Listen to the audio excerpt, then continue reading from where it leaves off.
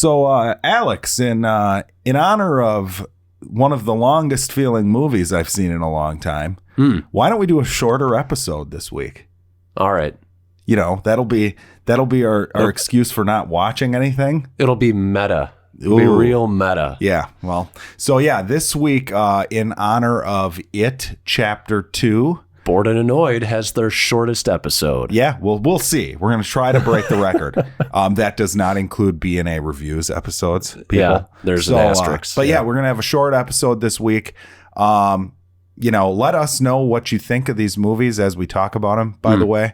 That's important. We want to read your thoughts on the show. So, anyways, Alex, you got any news this week? Or? Well, I think before we get into news, we should do the old football report. Yeah, so I actually went to Arizona. Yeah, you did. And the Lions just looked great. And then they didn't. Lioned. They lioned all over the field. They lioned all over the place, and they ended up tying the Arizona Cardinals 27-27. And I about puked. One of the most disgusting ties I've seen in quite a while. It was a disgusting tie. Yeah, it was the clip-on of NFL ties. I mean, as a Packers fan, and I don't like to take joy in other people's misery, but there's a part of me that just laughed. It's a good tie for the division, the rest of the division. Yeah, well, I mean, you just look at it and you're like, what's happening? Yeah. Like, no, they have. Every time I see it at one of these games that just is ridiculous, I say, okay, now I've seen it all. And they keep surprising me. They're like the room of football teams. Yes, they are. Right. New ways to disappoint you. Yep. So we'll see what happens this week. That should be their banner. I mean, I'm thinking it's time for them to be up with 1 second left, and give up. Maybe the Chargers hit a 72-yard field goal. I mean, that like something like that. Yeah. Or, Stafford just decides to hand the ball to the other team. Like a gift. Here you go, Joey Bosa or whatever. But yeah, I'm expecting some madness this weekend. But yeah, it's exciting. Football's back. The Packers opened the season in a very ugly game. Yes. That wasn't a very good look for the league for that to be the big kickoff game. I mean, especially when, normally they do the Super Bowl champs open the week, and then the fucking Patriots come out. Yep. Just shit all like they're like, hey, we're going to do it again this year. Dude, it's crazy. They're amazing. Well, and then like all of this Antonio Brown stuff, which we don't even need to get into. I would agree. Everybody's seen it. But it's fucking crazy. And they don't even need him. No, they don't need him at all. Like, he can just go away. Like, football would be fine without him. 33-3, they won their first game. Yeah, it's against the Steelers. It's not like the Steelers are like, maybe they'll be bad this year. Who knows? But they're consistently like a tough team. Yep. Well, Mike Tomlin has a terrible record against the Patriots. I think he's got like 3 wins against him in his entire career. Yeah.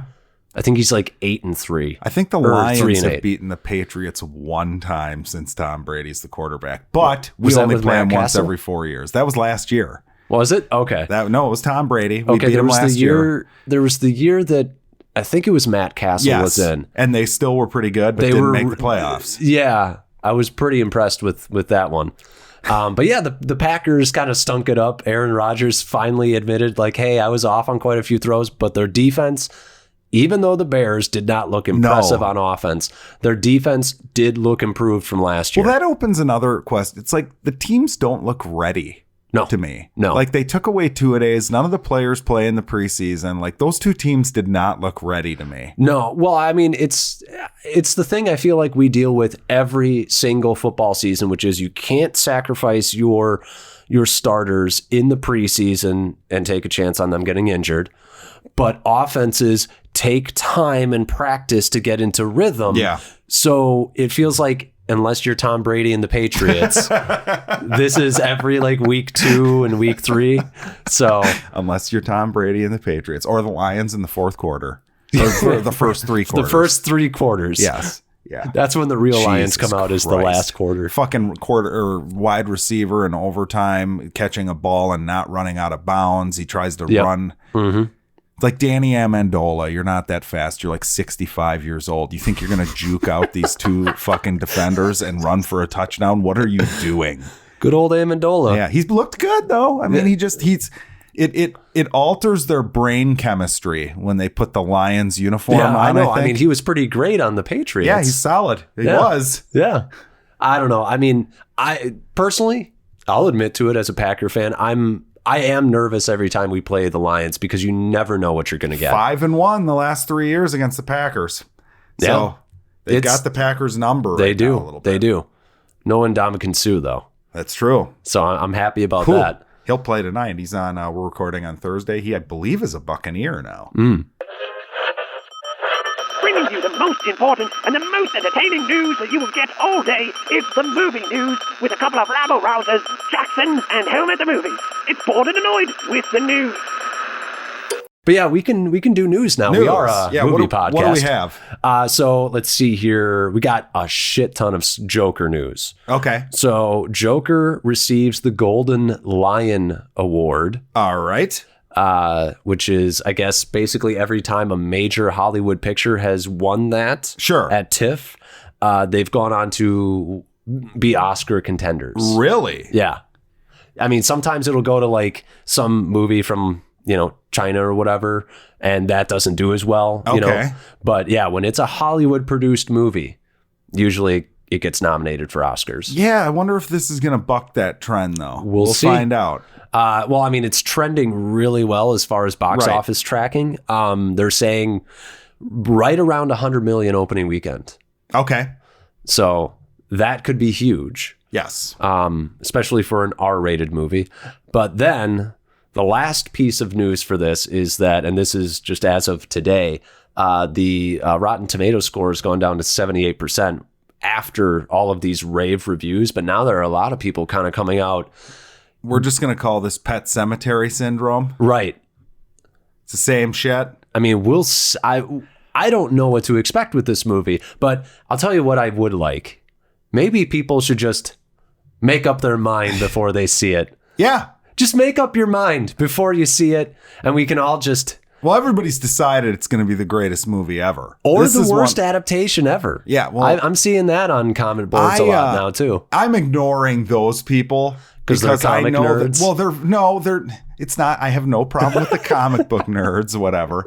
But I have a problem with the idea that it strays from the source material, so it can't be good. Where okay, I like different interpretations of things. If I don't like this movie, then whatever, but maybe the next one will be a better, I will, my criteria for changing anything from source material is the reasoning behind it and the outcome afterwards. If you changed it to something that fits the medium that you're going into, makes sense.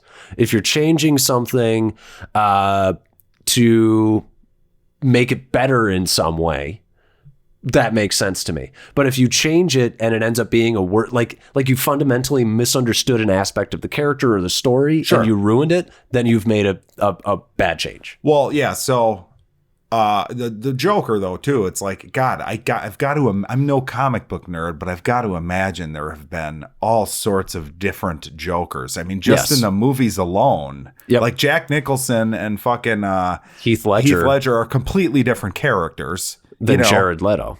And Jared Leto, right? I mean, all three of them are all totally different characters. Yes, I mean we've gotten they're so. I mean they've always been the same character, but there's always been different interpretations as to how manic, how crazy, how much of a jokester what their backstory is. I mean, in the Tim Burton one, the Joker killed Batman's parents. Yeah, which is not the case in The Dark Knight. And his name is Jack Napier. Yes, I think. Yes. Yeah.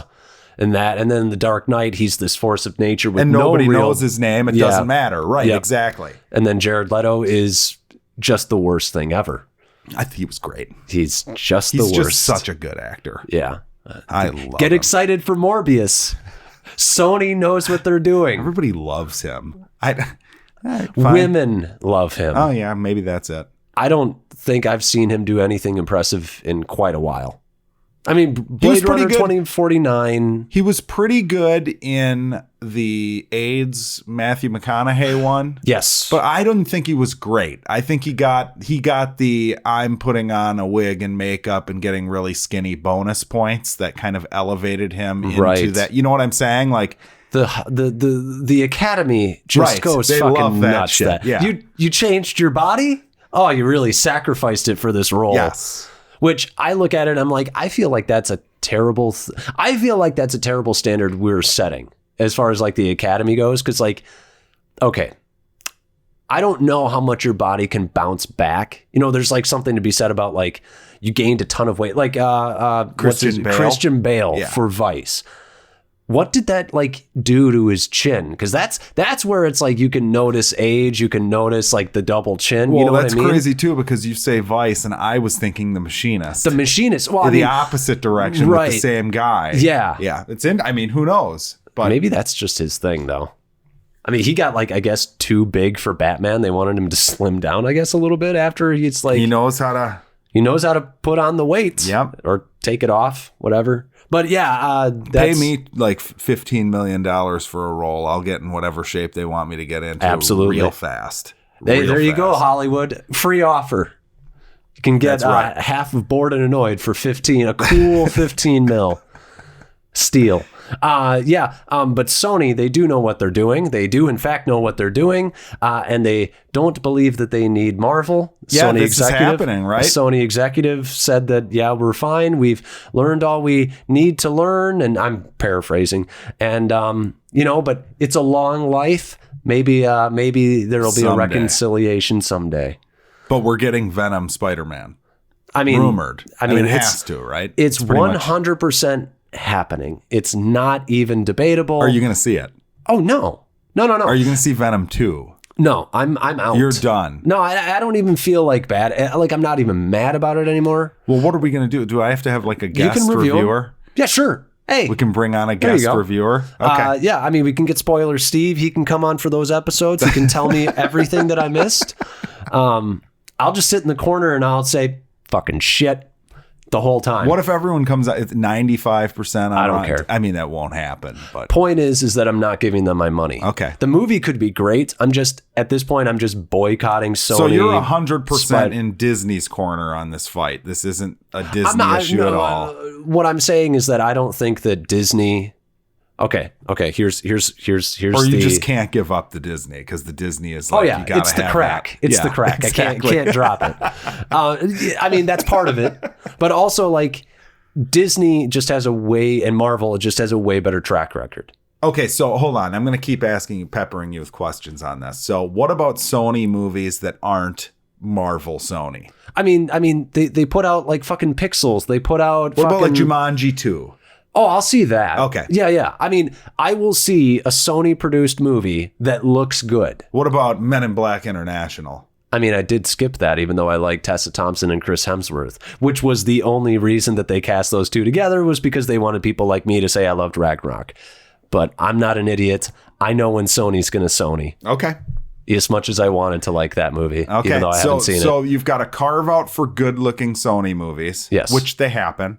Rarely. But you have but the Marvel Sony isn't in the carve out no matter what you hear about the movie. Correct. That's out. You won't because see those. What if you get to watch it for free after it's on home video? If somebody else pays for it.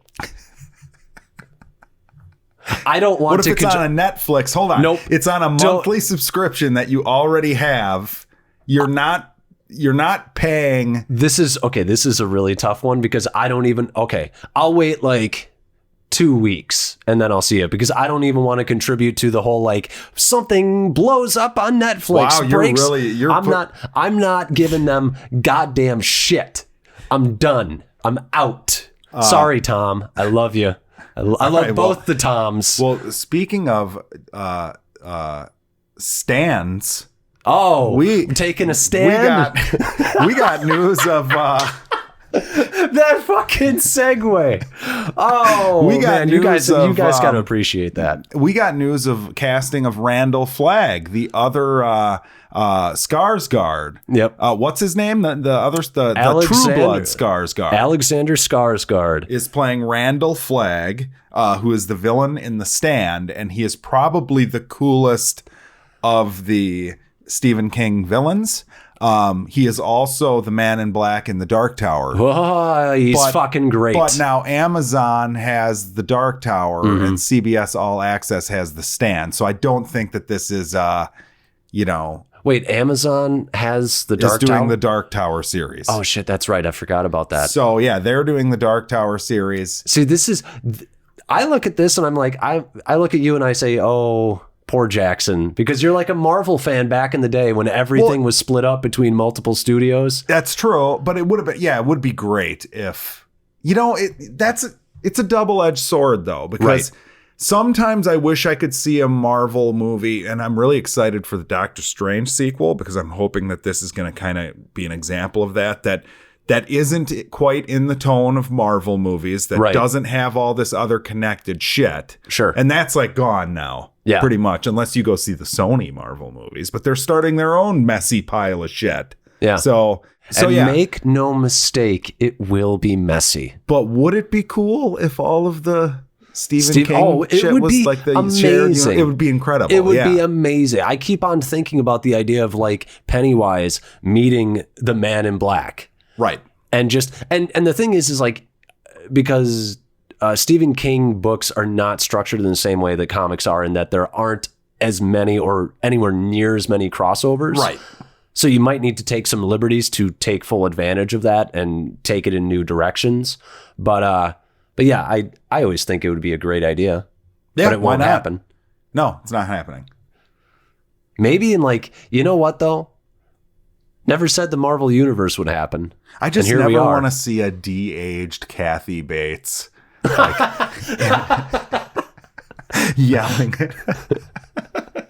yelling at someone. Yeah, I don't want to see that. Mr. Man. She says. We're really close to that, actually. I mean, I'm assuming, this is a total guess, but I'm assuming in this Shining sequel, we're getting some sort of CGI version of one of the people, ghosts or monsters or whatever from The Shining. I'm assuming.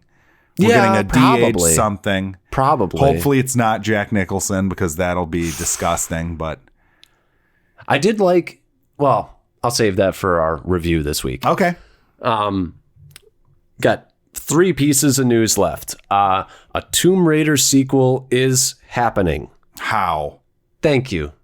I mean, that's all we really need to say on this. I'm not mad about it. Like, I'd see it just because the first one was so bland.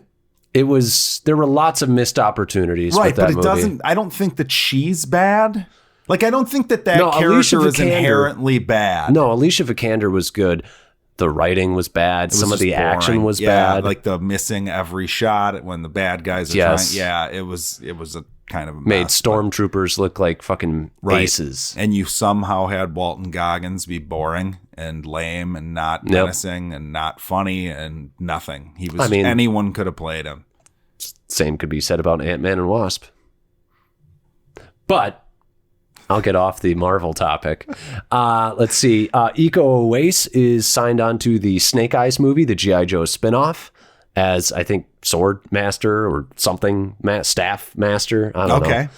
Some sort of guy who's probably going to be a trainer of some kind, or maybe an evil nemesis. I don't know. All right. I never saw the second G.I. Joe. The first one was terrible. The first one was god awful. Yes. I look at that and I'm like, how did Channing Tatum end up anywhere? Wasn't he the one in that? He was. It's like that movie was astonishingly bad. Yes, it was terrible. But I heard the sequel was actually better, but I don't need to. Doesn't it have like Bruce Willis? Isn't it one of those like... Yeah, Bruce Willis and The Rock showed up. Yeah. Before The Rock became too good for those piles of shit and started doing different piles of shit. Right. And then the last one, I think this is probably the biggest piece of news we have all week. Jeremy Renner's app is shut down. Okay, so I just heard about this app that like people are going crazy on this app. What the fuck is the deal now? People are just wackos or? Yeah, so apparently it got infested with trolls. So like the idea was you could take money to buy stars to make yourself a higher rated user. And if you're higher rated and your comment is used enough or viewed enough, it could be seen by Jeremy Renner, which is more than likely just saying Jeremy Renner's social media team. And then you get to interact with Jeremy Renner. It's like a Facebook where it's like, if I'm cool enough, Jeremy Renner will see what I do, which is like, isn't that just what Twitter is? I don't like that. I think that makes me think less of Jeremy Renner. Well, apparently was he involved in this thing? Basically, I think it's one of those things where he just kind of like fronted some money. Somebody's like, hey, this is a decent investment. People are making money. Because like there have been like different versions of this app for different celebrities. And almost all of them have had to shut theirs down. Because similar shit like that, like basically what was happening is people started impersonating him. So all you have to do on Facebook is like log in as Jeremy Renner, and then all of a sudden you'll show up as Jeremy Renner on the app. And then apparently also like, you know, the I guess like the right wing trolls, like the alt-right people got in there too. And sure. So I guess it just became a shit show. Big so disaster. he shut it Shocking. down. Yeah. Shocking that a Jeremy Renner app where you purchase popularity towards meeting Jeremy Renner online. That was the thing, is like the first time I heard about the app was to hear that it's being shut down. Yeah, no, I just heard about this like 2 weeks ago. Yeah. It's insane. I can't know there were like believe it. news stories about it and shit. It's insane. But that's the world we live in. That was the biggest news, did you say, That of was the the week? biggest I would agree. news. That's big news. Sorry, all you Jeremy Renner fans. All right. Yeah, that's all I got. So, topic then? Topic. Yeah, so we're talking long-ass movies. Because It Chapter 2 was a long-ass movie. Now, do we want to start this by discussing the movies in general, or should we jump into It Chapter 2 as the example for long, shitty movies? Let's start with It Chapter 2. Yeah. So, I was a big fan of It, the first one. I thought it was great. As was I. Yeah, I thought it was great. Probably one of the best movies of 2017, I would say. Yeah, probably in the top 10. Yeah, and it came at that perfect time where everybody's getting into kind of this nostalgic 80s, like Stephen King-ish type. Like, you had early 2010s was like Super 8, and then it built up to now we have like Stranger Things. Sure. So it kind of fit in that category. It Chapter 2 is a bit of a train wreck. Is it all bad? No. I think the cast is good, though I don't think the script really got everything out of them that it could have. The relationships felt a lot more hollow to me than the ones between the kids did. The story just isn't as interesting with the adults, and it tries to bounce back and forth between the kids and the adults to create some sort of thematic thing that's going on, and it's not really, doesn't really add to the movie. Right. Like, and the way that it's structured is messy too, because basically they all meet up. First you get the scenes where they all get the phone call saying it's back. One character stayed behind and calls all the rest of them to tell them it's back. Okay, then they all meet up at the Chinese place, and then they all have their own separate missions that they need to complete. And these are all very like segmented. None of it feels organic. It's all very like structured in a way where you feel like each one of those segments is like a full-length motion picture. Yeah, I would say I don't know if I disliked it less or more than you. It's a very disappointing movie. Right. That's the best. I left disappointed. Yeah. And feeling bored. Luckily, I was by myself, so I could just kind of hit the recliner on both sides, and I just kind of laid down for the last half of the movie. Yeah, it's kind of a snooze fest. Yes. And I mean, there's structural problems. There are problems with, yeah, you're right. The characters feel thinly veiled. We kind of rush into the movie, and then it's like hurry up to go nowhere kind of feeling. There's a lot of going nowhere. There's a lot of shit that doesn't have payoffs to me. It's not scary, like at all. One iota. No, I think there were a couple parts that were clever and scary, but we can get into those in spoilers. I don't think CGI monsters are ever scary, though. No. That's one problem. Well, and then the other thing that's a little bit of a problem is, and this is maybe a topic for another time, but the powers of Pennywise are so vague. Yeah, I don't understand a lot of it. That it's kind of like, it was something that I pitched to you as like a topic for this week: hard magic systems versus soft magic systems. Hard magic systems are things with clearly delineated rules. This spell can do this, or this person can do this, and this is their limitation. Soft magic systems are like Gandalf in The Lord of the Rings. He can do this, or he can shine a light, or he can kind of do whatever the plot needs him to do. So it's really vague. Yeah, but that doesn't work in horror as well. No, because everything feels like a cop-out. Everything feels, you need really good rules, and it's tough because then you need exposition, which needs to be creatively done, which is not easy. Yes. This movie doesn't really try to do that. There's a lot of plot things in this movie that don't really have any real explanation for how they work. And a lot of the ways that they handle exposition is like somebody comes into a room, says something, and then everybody just talks about it. Right.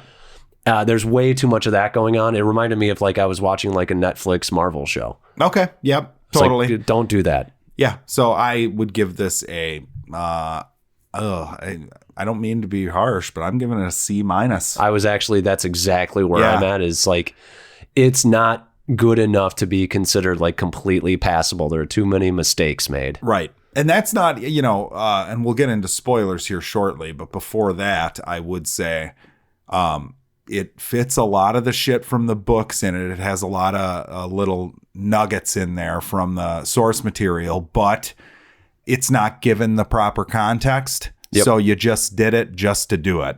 Yeah, and I don't appreciate that. The reason they did it is because they thought you would appreciate it. I don't. I would rather see a lean, clean movie that captures the essence. Sure. We were talking about with Joker. Yes. I want you can change whatever the fuck you want so long as it's, entertaining and captures the essence of the story. Sure. The themes of the story. Sure. But yeah. Performance-wise, anybody thrill you, disappoint you? The only person that thrills me is Bill Skarsgård. Right. That's it. Right. A lot of people are saying Bill Hader was great in this. I liked him the most out of them. Well, they gave him the most to do. They did. Yeah. He had the most personality. Right. That's true, too. He has a little bit of an arc. Yeah. But none of them did I like better than the kid versions of them in the first movie. It's absolutely true. And I did not like the kid versions in this movie over the kid versions in the original. No, but because they're like painted with some sort of CGI They're the scariest brush. thing in the movie. Yeah, they are. And they're not only are they altered, but they feel like nothing's fleshed out in the scenes with them. Yes. It's all just like, oh, let's go back and do this thing real quick. This is the part where we do this. And it's like... It felt like... I mean, I guess we should go into spoilers, right? Yeah, do it. Fuck it felt like at that point when we were doing the whole, like, everybody has to get their totem thing, or their sacrifice, whatever. To me, it felt like we're just bullshit. Like, it felt like bullshit. It felt like a bullshit excuse to separate everybody. And they try to like, kind of like, like, what do they say? Hang a lamp shade on it, right? By saying like, oh, this is dumb. Statistically, we're much safer together, but it's like, but then they say it. And then what's his name who stayed there the whole time? It's like, no, it's gotta be alone. And it's like, it's so dumb. But even like showing up to these places, it felt like we were just making something up for a scene. Like it didn't, like in the first one, I got the picture like this was the whole story of like them being together. And then we're like, oh no, when they like had that fight and then, Oh yeah, where they made up that whole thing. Yeah, there was separation there. And it's like, it felt contrived to me. It did feel very contrived, and I couldn't help but sit there and think, how much more interesting would this concept be if we had already seen all these flashbacks and we were watching the characters revisit these places and they can't remember them? Yes. Because I had no attachment to any of these things that had happened. You know what I'm saying? Yep. Like, Yep.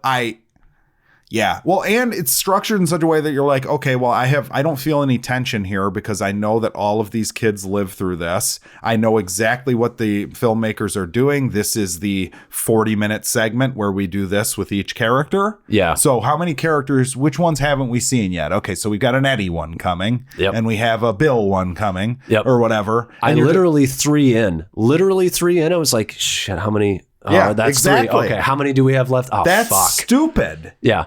Like, there had to have been a better way. I don't remember it being done. I've read this book. I don't remember them having to go get totems. I could be wrong, but it would have been so much better if they were just like arriving in town and going like, hey, I want to go see the church that I used to go to, or the synagogue or whatever. Right. I want to go, like, I haven't been home in 27 years. I want to go see blah, blah, blah. And then it comes and fucks with them. Yeah. Like, I don't know. The way it just, because the totem thing, like the plot of the movie basically is that Mike Hanlon has stayed in Derry. So he's the only one that remembers everything. Mm-hmm. And he has discovered that there was this ancient, Native American, tribe that had fought it before. Yeah. And they had some sort of a ritual, the ritual of Chud. And somehow that involves all these different totems or whatever. You say it out loud, like seriously. It's very Stephen King cocaine. Yeah. The ritual of Chud. Yes. But yeah, no, it's like a fraternity. But they don't explain like what the ritual is really until the end. Right. Kind of. Well, it's very vague. It's the whole soft magic problem. Sure.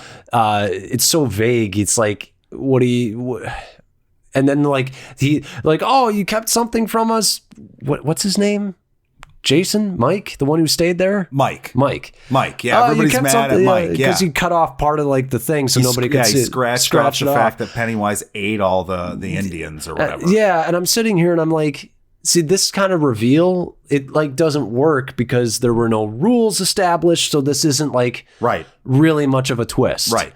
Well, and then the ritual had nothing to do with beating him, really. Can we talk about like some of the messages that are problematic in this movie? Okay, go for it. I mean, I'm all ears. I didn't notice many, but one dude kills himself. Yes. And it's portrayed as a heroic act. That's new. That is not in the source material. It isn't. What happened to him? He killed himself, but it was because he was a chicken shit. And it wasn't like, there was no letter. I'm a hero. I mean, if there was, I completely forgot about it. And I feel like that would be a pretty big thing to forget about. Right. Pretty sure he didn't do that. It's kind of a weird angle to take on suicide. He knew he was a pussy so that they'd be better off without him. Was that what he wrote, basically? Yeah.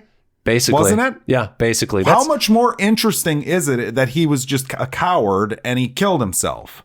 That's way more interesting.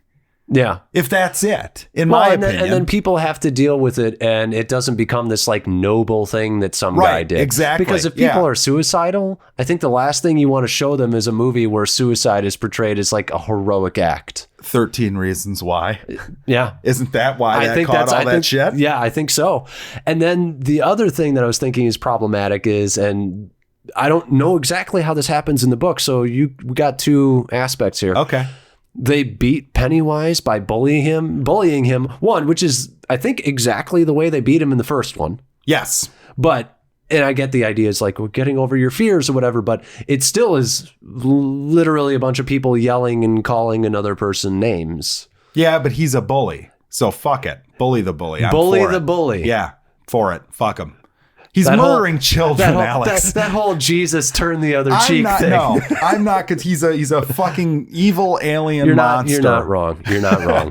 But it was a little. They had him be a little. It was a little sad for him. It was. I mean, he really deflated. Not since like literally and figuratively. Not since like Thanos was all SEAL SWAT teamed up in Avengers Endgame have I felt so bad for a villain. I mean, he was pretty rough. He got it good. But the problem, so So yeah, they did the Freddy Krueger thing, which in the first movie, Nancy basically turns her back on Freddy, and that's how she beats him, by basically telling him, hey, I'm not afraid of you. Yeah. You know, give me everything, you know. And in this one, they kind of do that. But you're right. They beat his ass in the first one. The only difference is this time they put him in like a leather pouch thing at the end, I think. Set him on fire or something. I don't even. Right. That's indicative of the movie. Yeah. I don't even remember how it ends. There's a couple things I liked that they added, or one thing in particular that I liked that they added. What was I that? liked the Richie being gay thing, which was not the case. It wasn't the case in the book? No, not that I remember. That was an interesting. I was like, wow, this is like a really kind of pro-gay movie. And it wasn't done in like that ham-fisted, beat you over the face with it, but everybody got it. Yep. And it was probably more powerful than a lot of shit I've seen that's done a lot more ham-fisted. Right. You know what I mean? It was probably my favorite angle of the entire movie. But Bill Hader outside of Pennywise was my favorite thing. Okay. So I don't think that is all too surprising. Now, my favorite two scary scenes of the movie, I liked everything. And this is another thing that's a reason why I can't like highly recommend this movie is I liked the thing they showed in trailers with Beverly visiting her old house and the old lady. I liked all that stuff until it turned into this old CGI monster woman. Yes. And ran out of the kitchen, and it was just like, that is a fucking cartoon character. It's not scary. I enjoyed the boom, boom, boom, boom, boom, the foot stomping because like it was like, oh, fuck, what is this? But then the second that you see it, it's not scary. No. It's kind of funny. Floppy CGI cartoon tits flopping out on some old. It made no sense. Too much CGI. In general, yes. In general. Yes. I liked the scene with the little girl who goes under the bleachers at the football game. One of my favorite scenes, but also makes no sense when we consider that Pennywise needs to scare people to be more effective. Yeah, like he feeds on fear. You know, it's funny because you mentioned this in our previous conversation about this, and the only thing I could think of is that like part of the fear he drives into the community is he has to kill some kids just to get the word out there that there's kids missing or something. Okay. That's the only thing I could think of. Okay. I feel like it's kind of weak. I mean, unless, and I thought about this after I brought it up to you the other day, which is maybe the fear that somebody gets when they go from not being scared of him to be like having their head inside his mouth is like, it's like a flavor shot, you know, in your fucking coffee. It's vape flavor. Yeah, vape flavoring, which will be banned soon. Just like it will be banned soon. Yeah. But no, you're right. It's weird. I'm things I could not stand everything with Henry Bowers because that's an important character. Yeah. And the fact that they break him out of jail, one of his dead friends comes and picks him up at the nut house. It's not really explained if this person's real, if it's a figment of his imagination. If it is a figment of his imagination, is he really driving the car? Who's driving the car? Where did he get the car? It can't be a figment of his imagination because what's-his-face saw him running to the car and getting into the passenger seat and driving away. Okay. All right. So there's that. Okay. Then that's not a figment of the imagination. Fine. It's just a very silly thing. What purpose does Pennywise have for him? Why is Pennywise doing this? Scare them? But he can do that. I know. I don't see. Like in the book, it was like he wasn't quite powerful enough to deal with them on his own. So he broke out Henry Bowers. Henry Bowers incapacitated one of the characters so bad that they couldn't go into the sewers with them. Oh. So basically, the concept was, the more that you can take out of these guys, the weaker they'll be when they come down to try and face me. I didn't feel that at all in this. It just seemed like a dumb little segue, like side plot. It felt like something like the Joker would do. Like, I'm just trying to cause chaos, you know? So badly done. And the character wasn't fun. The old Henry Bowers sucked. Yeah, he was really bad. It just sucked. It was really funny. It was really, really funny when the dead body, when the zombie came out and like, you know, ran out from under the bed. Like Yeah, it wasn't sure. scary at all. No. Like every scare in this is either not scary or borderline funny. Right. Which Yeah, is another I mean, thing. Like the creepiest shit is all the shit that happens before the big jump scare happens. Like when I thought he was pretty creepy when he's under the bleachers, like all sad, like, oh, nobody likes me. And Yeah, I'm that was good. ugly. Yeah, that was great. Or I liked the one where he was in the hallway and Beverly's in the hall.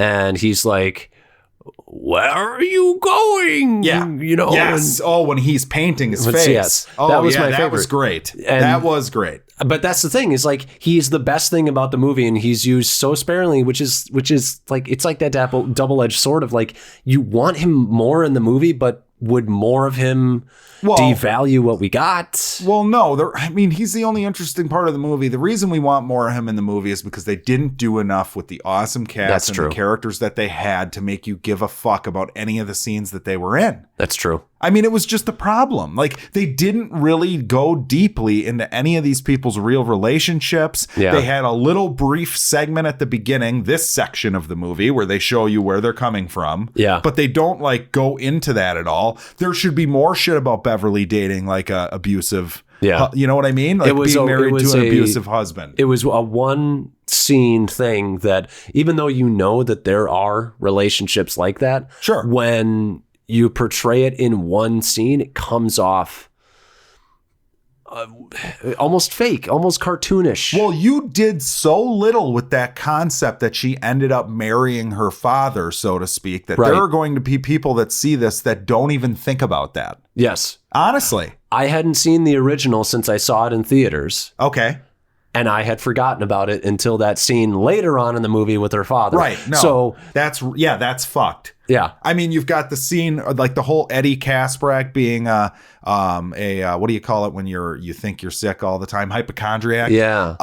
They don't really do enough with that. One thing they changed is that at the end of the movie, like one of the things Eddie has is he has an inhaler, and it's not real medicine. It's just like some water flavored like medicine. It's a placebo. His mother turned him into this fucking hypochondriac, ended up marrying his mother. Yeah. You know, there's like that constant theme of them like not being able to escape any of the traumatic things from their past life. That's what this movie should be about. And then at the end of the movie, he uses the placebo, or at the end of the book, he uses the placebo thing to spray Pennywise. Oh, really? Yeah, because he's saying as long as you believe it's real, it's real. Instead, in this, he uses like a random javelin. Like, why? Because Beverly needed to do something else. If I remember correctly, he got his arm bitten off, and he broke his arm in the beginning when he was a kid. You know what's really funny is that after watching it, Chapter 2, I kind of didn't know what this movie really should have been until you said that. I think it takes a book reader to see like the potential in this, because it really is just a really kind of boring paint by numbers kind of. It doesn't take its time with the right things, and it takes too much time with the shit that doesn't really matter. Yeah, it's really surprising because it's from the same director as the first, right? Yeah. But the first one's so much easier, though, because all he has to do is do the kid Goonies thing. Right. You know what I mean? Right. It's a little tougher with adults, and it's a little tougher trying to... They didn't show enough concern with building that bridge between when they were kids and when they were adults, and why that's the important part of the story. I mean, the whole thing is about childhood trauma and how it affects you when you're an adult. And this movie wasn't that. It felt like a generic fucking scare fest with jump scares. There's a little bit of that, I guess. I mean, but that's not what the movie focuses on. Right. I mean, I feel kind of bad in that, like, you know, talking about exposition in this, like Beverly can see the future. And then they just kind of like spend a scene talking about it. It was like done in a really terrible way. And it's really never really dealt with. It's basically the reason why nobody leaves. She's like, oh, we all die horrifically if we leave. And it's like, but you never used that in a creative manner. That was just a reason not to leave. And it's like, why is this even here? Why can't the reason not to leave be that you care about your friends and your town? And, you know? Sure. Like, why I mean, isn't that a good enough something more reason? human Yes. would have made it feel more real. Yeah, the town is another problem because the whole thing is that like this it's whole like town kind of devoid of- sweeps it under the rug, and they're kind of the whole concept is that like they act like nothing strange is happening. But this movie's like the town is not a character at all. It feels like it's empty. Yes. Almost for the whole movie. It's really weird how it doesn't feel inhabited. But yeah, we had talked a little bit about off air about the idea structurally the book goes back in the past, comes to the future, whatever. Yeah, no, the whole book, it is not split kids first half, adults second half. It is you're consistently going back and forth. Maybe I'm wrong. I believe that the book starts, the first chapter is the gay guy getting thrown off the bridge and killed. That they nailed in the movie. Okay. Why it's there in the movie isn't nailed Right. at all. But that's the first chapter of the book. And then I believe the beginning of the book is Mike making the calls to everyone to come back. And then Which makes more sense. When you think about it structurally from a writing perspective, all of a sudden you've got this mystery of why is Mike calling everybody? Sure. Who is this fucking clown? What's with the town acting? There are so many questions that are asked in those first two chapters that it carries the whole thing. And then there are questions I'm sure that like once you introduce somebody in the future, and then you deal with that. You're like, how did they end up like this? Why are they here? Right. What is It's way wrong with more them? interesting, You yeah. answer questions in that way. Structurally, it's much more sound. We were basically just saying before this, it should have been a TV series where it just did that. I hope someday it gets one. Because, yeah, that's the best way to do it. I mean, it's happening for The Stand. Right. So, but yeah, I don't know. I'm sad Pennywise is gone. That's my takeaway from Now this. they're talking about a prequel, Pennywise prequel, which, yeah, I guess. I don't think that's a good call. But we didn't get the goddamn space turtle, and I wanted it. Yeah, we didn't get the space turtle. I wanted it. No, we didn't get the space turtle. That would have been a little too much, I think. Hey, we had zombies driving cars in daylight. God. With no explanation. No explanation. Like, yeah. That's how the town sweeping it under the rug. Everybody saw the zombie and just was like, didn't do anything. Yeah, turned a blind eye. Even the mini-series, I hate to say it, got a lot right that this did not, because they focused on that. They focused on the inhaler shit, but it's just bad. It's worse. The mini-series is. Don't get me wrong. Right. But there's things they did better. They still made the mistake that this one did with the whole first half is the kids thing, you Right. know. But I don't know. I wish that this movie was better. I feel like the cast even kind of phoned it in. I don't know. Maybe that's wrong to say. Like, I don't think that they didn't have the material, but I don't think that Mr. Split. I don't think James McAvoy. I don't think that he ever phones it in. no, but I don't. This isn't a memorable James McAvoy performance at all. He had like two moments that I thought were pretty good. Like I like the moment in the mirror With the little kid? with Sure. the little kid, because that's a character bit. He got to do something, and when he saw the kid for the first time in the street, and it was pretty good when he came face to face with Georgie and had the whole like, I wasn't sick that day, but that was pretty good. Yeah, But at that point, I'm just I'm hitting the old watch, saying, "Hey, how much time we got left?" Right. Yeah, but yeah, I guess is that it? That's it for wanna that talk movie. About long movies. Yeah, let's talk about long movies. So this is, the example. Chapter 2 is an example of a long movie that feels really fucking long. There are other long movies that feel really long. There are some that I've really liked. Mm-hmm. Like, I'm not going to sit here and pretend that like Lawrence of Arabia really flies by.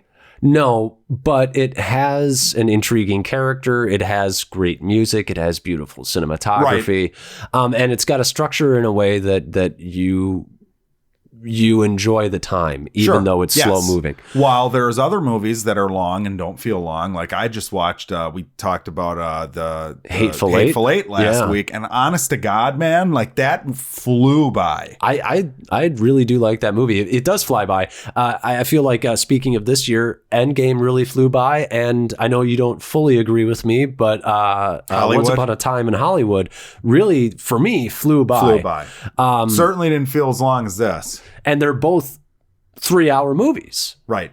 As long as It Chapter 2. So the question becomes, what makes a movie feel long? Like, what are the missteps? So my thought, I was thinking about this when we decided we were going to talk about this, because my example is the Hateful Eight, because that's the fresh one that went by really fast. And that one is one where you are engaged almost like playing a game with the movie. Yes. You're trying to figure things out.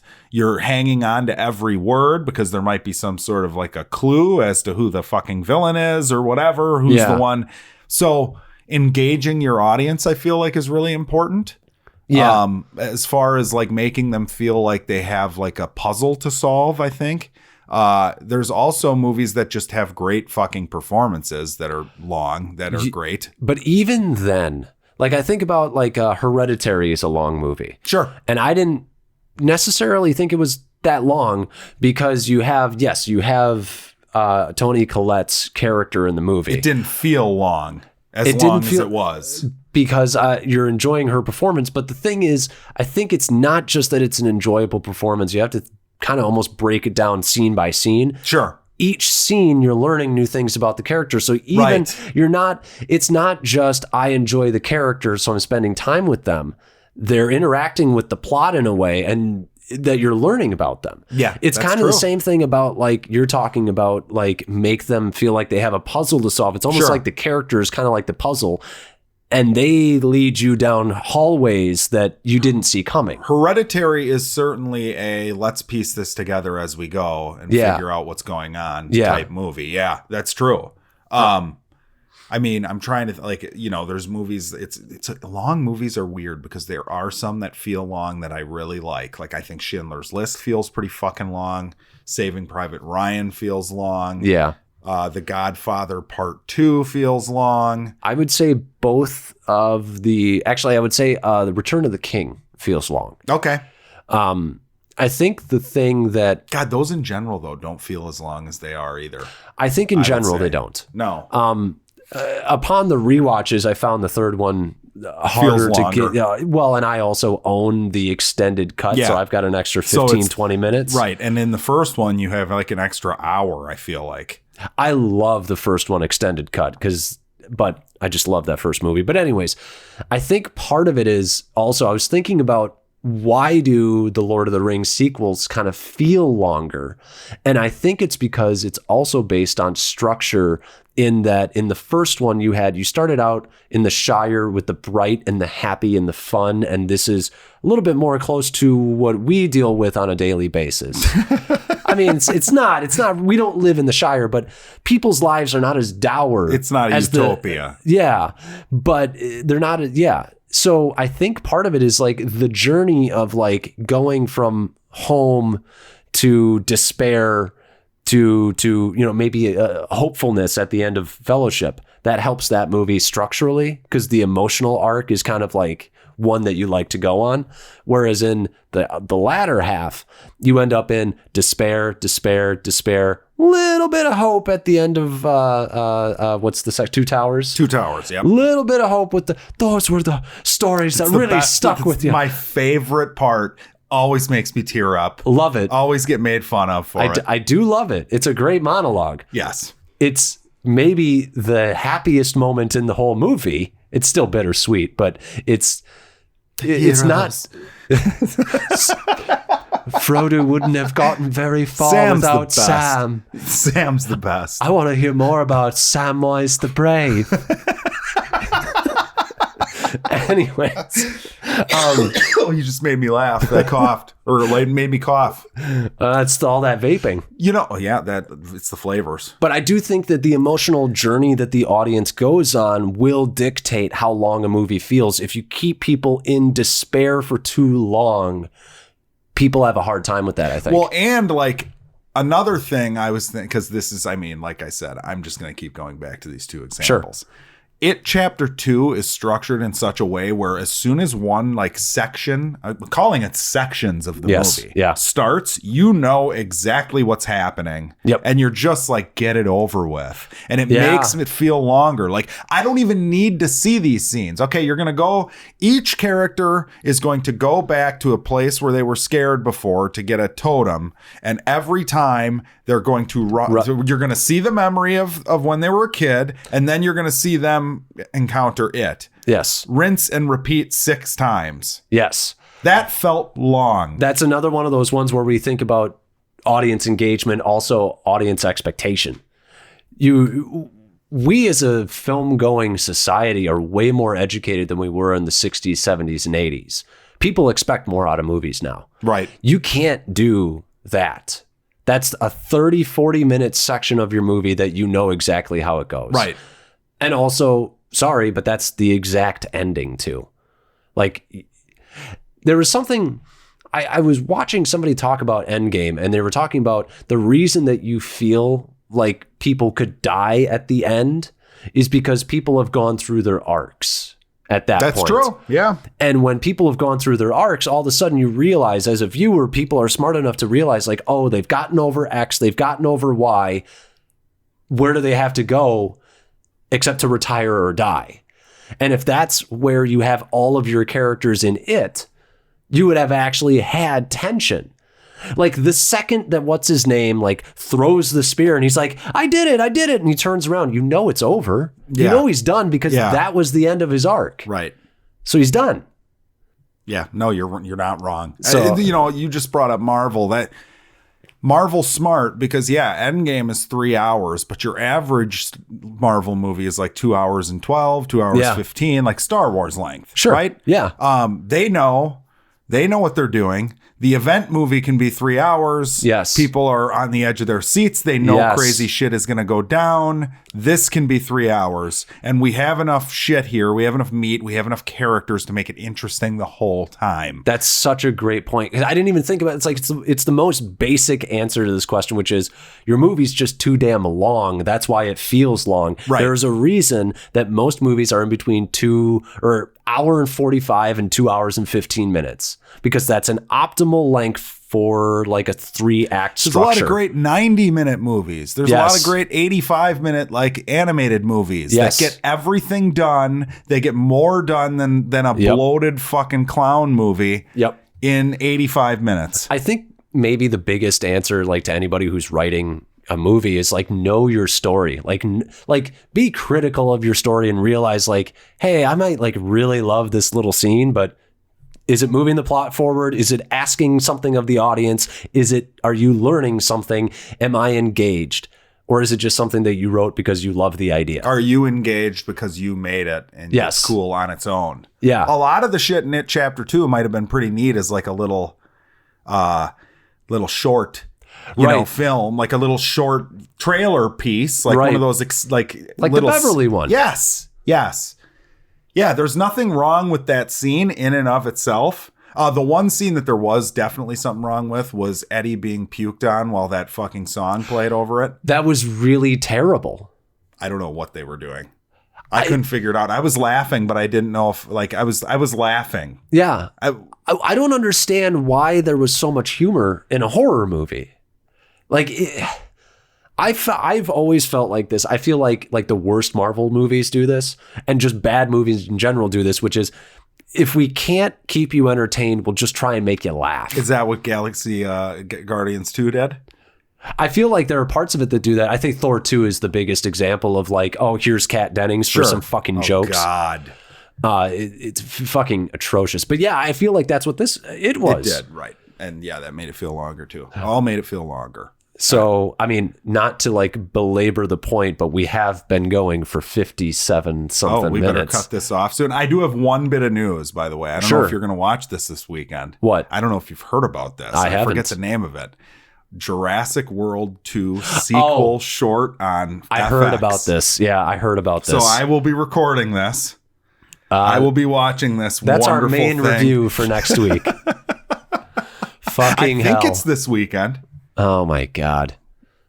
Something at Red Rock. Like Colin Trevorrow or whatever did it's it. him. It's fucking hell.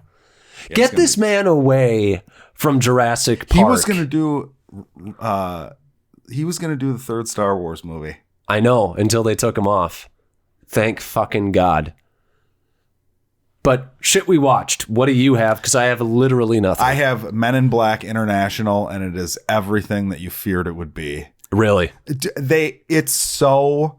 Like, they rush through the part where Tessa Thompson does the Will Smith thing, where she gets, like, recruited. She basically... They don't recruit her. She just saw an alien when she was a kid, so she always knew that these Men in Black people were out there, so she kind of goes into the Men in Black, gets a job instantly, and then they have a scene where they show, like, on the video board all the real celebrities that are actually aliens. Does this sound familiar? Yeah. Can I ask you a real quick one question? Okay. Is there anything about her that makes her like qualified to basically be like super CIA FBI? Like, is she an assassin? She's or super smart. sportsy? Oh, how smart? Like hacker smart or? I don't think she's hacker smart. She just deduced that they were there and found them, so she's proven her worth just by doing that. So if you've got a conspiracy theory and you've maybe taken a couple critical thinking and logic courses. Well, she knows that they're out there because the Men in Black came and neuralized her parents. But she didn't get neuralized? She didn't because they told the Men in... Okay. They show up because they know an alien's there. Yeah. The parents tell the Men in Black, oh no, our daughter's in bed. And the Men in Black are just like, okay, and leave. So they assume she's asleep, so they don't need to neuralize her. I feel like there's like professional. I feel like there's a organization, training memo that was created in the Men in Black because of that same situation. But anyways, yeah. So the scene, they do the same thing where they're introing her to the Men in Black, and they go around and they have the scene with the actors and the celebrities that are actually aliens. And somebody looks over and goes, "Yeah, it's pretty surprising, huh?" And she's like, "Oh no, I suspected she was an alien." And I'm like, are you fucking kidding me? This is how not unoriginal your fucking movie is? That's crazy. It was crazy. It was really crazy. And then she goes to Europe and meets Liam Neeson and Hemsworth. Right. Do you care about spoilers in this? Spoilers, people. You can peg Liam Neeson as the villain from the fucking second that the plot is put out there. I would say this is worse than either of the Men in Black sequels. Because at least those had characters that you liked. Like, I was going to say, can I like throw this out there? I kind of thought that Liam Neeson might be the bad guy from the trailers. It's worse in the movie. I mean, you know immediately. They basically like wink at the camera for it. It's terrible. Wow. It's How terrible. There's some fun things, I guess. Like Hemsworth and Tom, fine. like I mean, they've got great chemistry, but is it just fine. ruined by a shitty script? Fine. He's like a dummy. Right. He's like a, He's like, look at me, I'm Thor. Yeah. I threw like this hammer at this alien and he caught it. He's kind of a dummy. She's fine. There's a couple fun little scenes. I kind of like the little alien character played by the guy from Stuber. Oh, the Indian actor. He plays the voice of him, I think. Kumail Nanjiani. Yeah, so he's in it. That character's kind of fun. They don't spend enough time on like the neat alien stuff, though. I've always felt like, I mean, it's exactly what we said about Hellboy. Like this is too much of staying in the same tone as the original. They should have done something completely. This is horrible. The plot is basically that there's a doomsday weapon. Yeah, of course. And bad guys want to get it. Bad guys aren't who they seem to be. Right. That's it. I mean, you think about the first Men in Black movie, like how we have fallen. Like, how is this even... You know that this is a Sony property because they keep trying to make it work. I like the third one.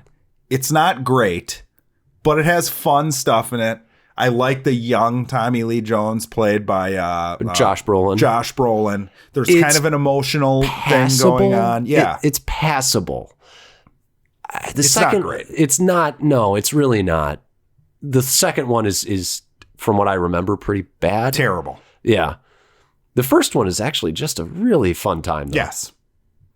So this is where we are. Neither one of these characters are as good as Tommy Lee Jones or Will Smith in the first Men in Black. They were such a good yin and yang, like buddy cop. Yeah, you know, it's the traditional character paradigm, though. You know, the old grizzled, right. And then the new newbie. I would love it because I liked the idea of like Hemsworth is like this guy who's been around forever. So he's not like old and grizzled. I like the idea that he's just sort of like lackadaisical about his job. I like that idea for That's that in character. The movie. Yeah. Yeah. I like that. Like he's just kind of like, maybe you neuralize him, maybe you don't. I don't know. And then maybe she's like all like rigid. She's the one who's rigid and by the book. And he's like, I don't give a fuck what we do. Yeah, well, don't see this movie. It's bad. It's sad. It's a missed opportunity for both of them. I'm gonna give it a D. That's too bad. I like both of them, so I'm sad to hear that. I like Liam Neeson. Sucks. Yeah. I feel like anybody who signs on for a Men in Black movie, though, at this point should really know what they're getting into. Right. I would agree. Hey, anybody who signs up for a Sony movie should know what they're getting into. Apparently so. Anybody who signs up to go to Sony movies, which sounds like it's not going to be you very often now. Nope. Huh? Got Jumanji 2. But I'm going to that begrudgingly. But yeah, I don't know if we're the shortest episode ever, but I think that's it. That's it for us. Thank you for listening, guys. If you'd like to, drop us a line down at boredandannoyed.com or bored annoyed on Twitter. At bored annoyed. Yep. At bored annoyed. At bored _and _ annoyed on Instagram. You know the drill, people. Or maybe you don't. Maybe, have you heard of this thing? It's called social media. Yeah. It's the plague of society. Yeah, make sure you're following and keep vape on, bros. Yeah, vape on. Give us all the likes and subs. Smash that like button. Vape on. Flavors. Enjoy those flavors. Stockpile your flavors. Hey, you know what? Talk about vapes selling to kids and all. They could have really had a cross promotion with Marvel. Vape on with the Fantastic Four, dude. I would say that it sells to kids. It's a clown. Can't have clowns in your R-rated movies.